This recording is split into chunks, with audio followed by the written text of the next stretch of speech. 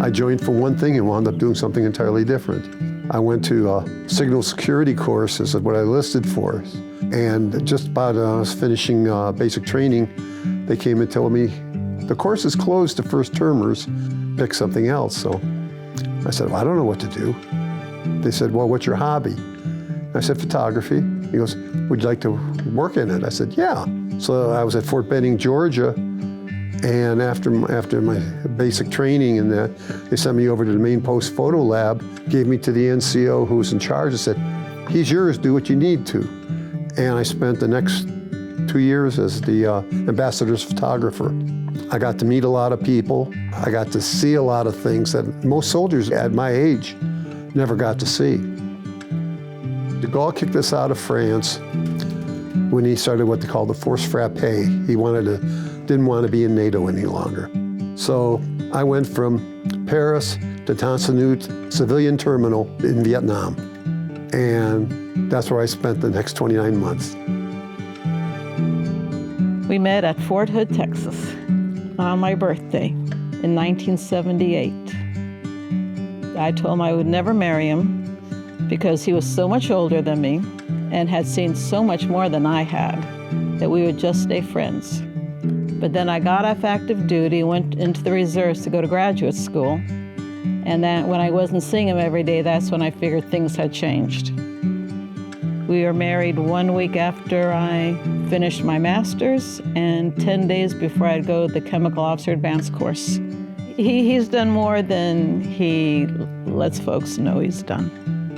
She's the one that's done a lot of spectacular things. First female ROTC grad out of Purdue.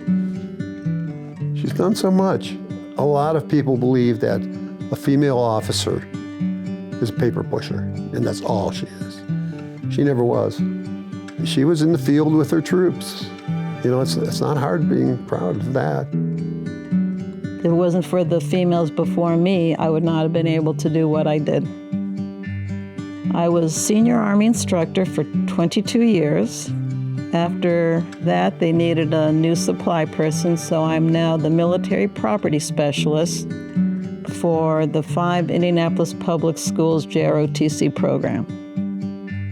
It was good for the female students to see a female soldier and then explain to them, you could, whatever you want to be, you can be, and you can still have your family, and there won't be a problem. So on May the 7th of this year, I had been wearing my uniform for 50 years. The public affairs officer in Berlin said, we're loaning you to the U.S. Information Agency. We've got a presidential mission coming in. We want you to set up the press center. So I set up space for them. We set up telephones for them and all that. The chief of USIA in Berlin goes, Mr. President, I want you to meet Sergeant Gelfand. He's the man that set this up for all the reporters. And the president looks at me and says, I pity you. And then they went out and he gave the speech. That was the speech where he said, Mr. Gorbachev, tear down this wall. Open this gate. Being in Berlin and having President Mr. Gorbachev tear down this wall and seeing some of the things that we saw in East Berlin and hearing the sirens go off at night where somebody tried coming over the wall, and hearing the gunfire, it meant something. More than just something in the newspaper. You saw it, you heard it. Where we lived, we were only like 150 yards from the wall. We could see the guards, and they'd waved at us, and sometimes we waved back. But at night, when sirens went off, it meant someone was trying to get over the wall. And sometimes you heard the gunfire. I was in Heidelberg, and I worked for the commanding general, U.S. Army Europe. I was going to the dry cleaners with my uniforms, and I had arms full of uniforms, and we were getting ready to cross, and this car came to a stop, and the car behind it didn't stop. And the car just sort of got pushed right through the light. And all of a sudden, it starts flames coming out of the back. And then there's little boys looking out the window on my side. The woman was just like this on the steering wheel. I threw my uniforms down and went running into the street, and I yanked the the door open, pulled her out. Then I reached in and got the little boy and pulled him out. You know, I didn't think anything about it. They got out. A few months later, they called me in and said, we put you in for the Soldier's Medal, which was for heroism other than combat. I didn't think it was any big deal what I did, but they did. She was safe, little boy was safe, that's all that counted. I've got a lot of military in my family. My younger brother served 26 years in the Army, and I've always looked up to my little brother, right? I think what we lose sight of as civilians is when you sign that dotted line, you're saying, I'll die for this. And I don't think everybody gets that. So for us to give back, I'm filled with gratitude. I'm happy to bring happiness to their home. And it's just a little thing we could do for their sacrifices. To do what I did was an honor for me. Most of the things I did were to me, you know, just commonplace, what we did every day. But then thinking back at it over the years, it was an honor to serve the country like that.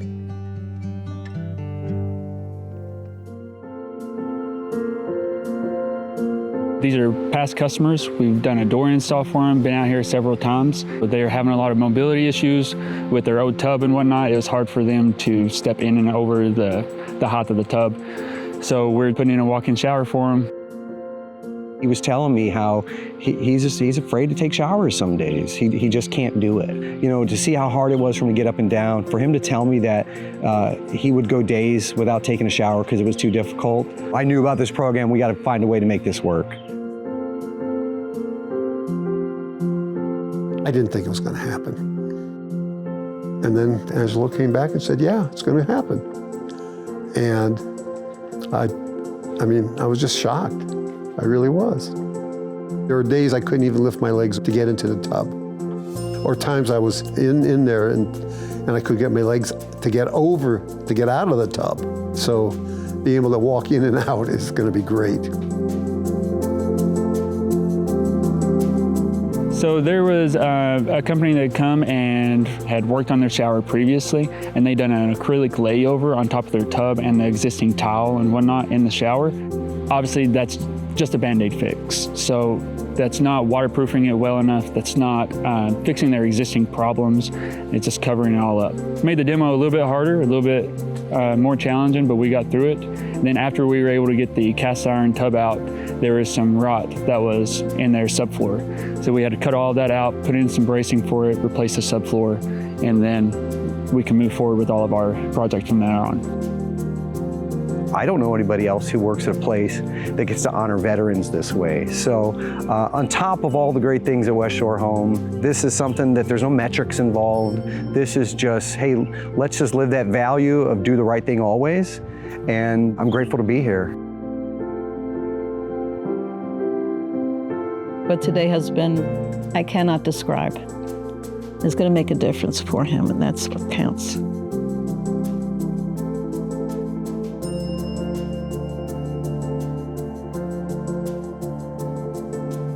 So they got the Horizon beige walls, which is really cool, right? They got the 6-way magnetic. They're doing matte black.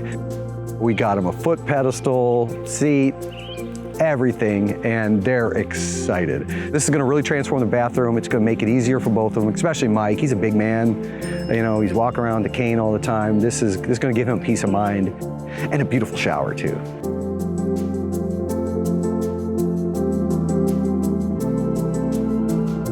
They are the friendliest, the nicest, the bend over backwards, whatever you want people. I can't say enough. I would recommend you to everybody. Just wonderful people, great work. Go with West Shore.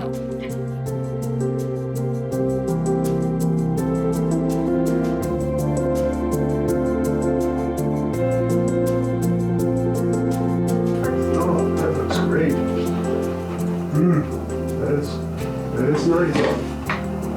Oh, yeah. Can he take his seat for a ride or leave it alone? Oh, yeah. That's great. I like it. I am so happy to work with these people. This team is fantastic. That's the only thing I can think to say. And I'm just glad I've ran into this company. It really means a lot to me.